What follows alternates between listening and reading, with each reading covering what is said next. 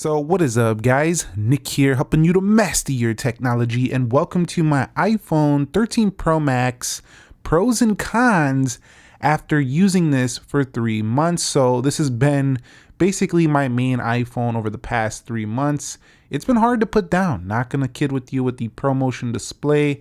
It's been quite the dream of an iPhone here, squared edges giving you that industrial premium look with what we've been waiting for a long time in that ProMotion.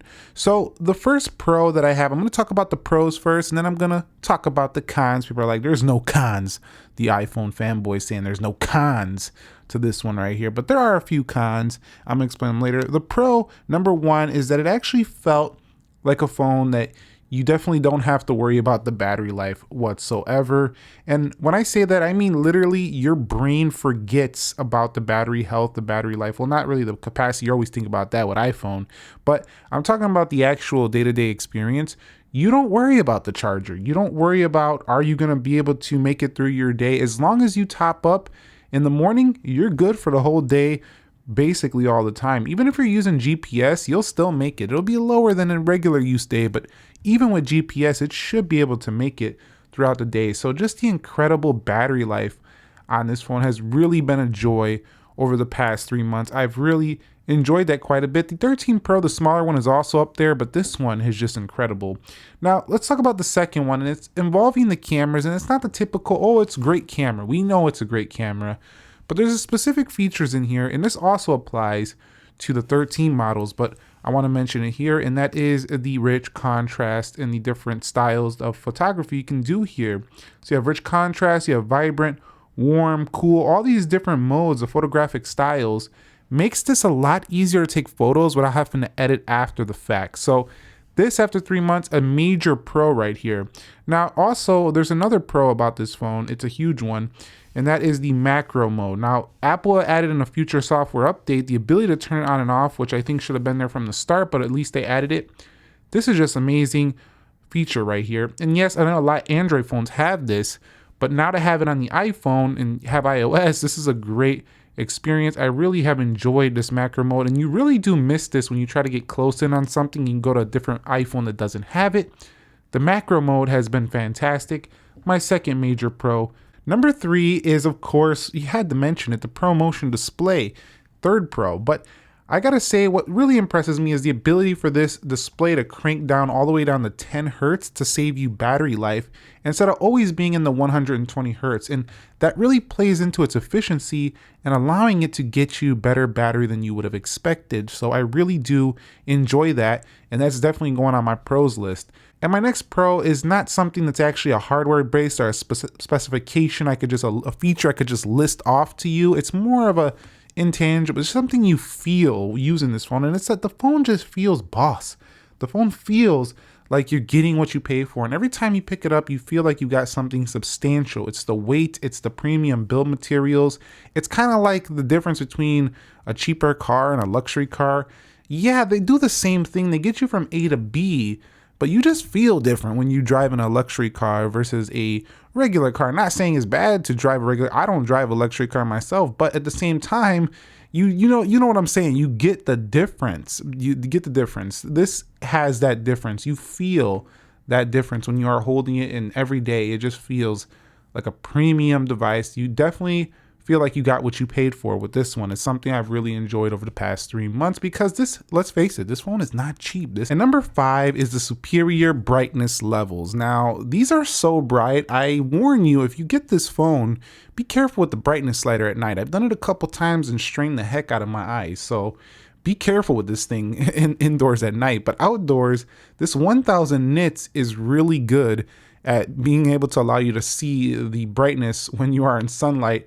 It gets a little higher at peak as well, but even indoors, they allow you to use a lot of that brightness level. So this is some of the most usable, and it also gets some of the dimmest out there as well. And accessibility, if you turn down the actual white point, it gets even dimmer. Now, Android 12 did launch a competitive feature called Extra Dim, but you've been able to do this on the iPhone for a while. So I gotta say, man, the display is ridiculous bright. It's a definite pro. So let's switch over here to my cons list now. The first con is that after 3 months, iOS still limits my ability with this large, massive phone there's no true split screen or multitasking. It really irks me because this phone just feels like it was meant to be used with one hand with the way, the iOS system works. They have the reachability mode where you can just bring it down like this. Let's go ahead and do that. But there's just no way to split the screen, and it just bothers me because this phone is just so huge. Now, granted, you do have the ability to turn this thing into landscape mode, and messages and certain applications will actually flip to the side, and then you can use the keyboard in more of a landscape orientation.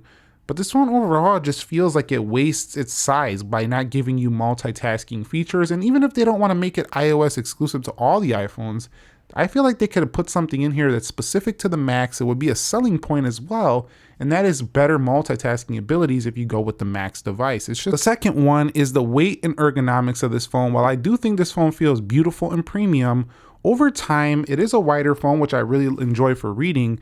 It just feels uncomfortable sometimes. Like the squared edges are not, to me, as comfortable as the curved edges. Now, I'm not going to argue with you if you think they're more beautiful. They definitely are, in my opinion. But the XS Max, the 11 Pro Max, these phones were more comfortable to hold. This thing just kind of feels like it digs into the corner of your palm. It just feels like it just feels huge. Let's just put it that way. And some of these people are going to say, these macho men, they're going to get in the comments and be like, oh, you can't handle a phone? Oh, you're weak. Bro, whatever. Like I review a ton of phones, and like, yeah, I think this one's heavier than the other. It's just common sense. You pick up an iPhone 13 mini, it's smaller. You pick up a iPhone 13 Pro even, it's smaller and comfortable. And I have large hands, but for me, even this starts to get uncomfortable for a while, even though I can easily handle this phone, as it has been, like I said, my main phone for a while. It's just something, you got to expect when you come to the iPhone. They're not going to change this. I'm not asking them to change this. I'm just saying, just know what to expect. This could be a con if you're not used to this. Number 3 is, for some reason, I've been having a little bit more of a buggy experience. Not a lot, but sometimes. I've had times on this phone where the Face ID will freeze like right here, and I try to swipe and nothing happens. It's not going to do it now because it likes to show me up on camera. But yesterday, even, I turned on the phone, I punched in my passcode, it took like 10 seconds to open up. I've also had App Store crash and some applications crash. In addition, I found that not all apps support the 120 Hertz. They are getting on board, but that's not really Apple's fault. Overall, it's been a little bit of a choppy experience with, performance versus prior launch years. So this one wasn't like fully ready, I feel like, when it came out, but it was good enough. When I say buggy, I don't mean lag. There's no lag on this phone. I mean like some things would crash here and there. Con number 4 is that for the price, I wish they would have upgraded the front-facing camera on this device. The front-facing camera on this device is pretty much the same as we've been seeing with the 12 megapixel 4K 60 for a while. I just think for this money, we could have seen an even better front-facing camera, at least for the Pro line. So this is an area I think that needs to be upgraded. I just don't like the fact that my front-facing camera is the same as a 13 users. Like I paid for a Max phone. I want a Max camera. So that's going to be the move I would say that I would like to see upgraded here. And number 5, con, I would say this phone just doesn't charge fast enough. By comparison to the competition, I tried the OnePlus 9 Pro. That thing charged like 60 watts. Like you put it down, you charge it, and just a little bit of time, you're back topped up. So this is just an area I would say is a little bit of a con. Other phones I've tried have charged way faster than this device. And there are some cons that people often like to talk about that I don't actually agree with, and I'll share with you what they are. Number 1 is the price. A lot of people say that's way too much, for the 1 terabyte, it goes $15.99. Who would pay that? Those phones are just overpriced. It's the same old every year. And I disagree, because Apple's giving you what can be equivalent or even better than some $2,000 cameras. For example, the person buying a $2,000 camera don't know how to use it. The average iPhone user will get a better picture. Not even kidding with you.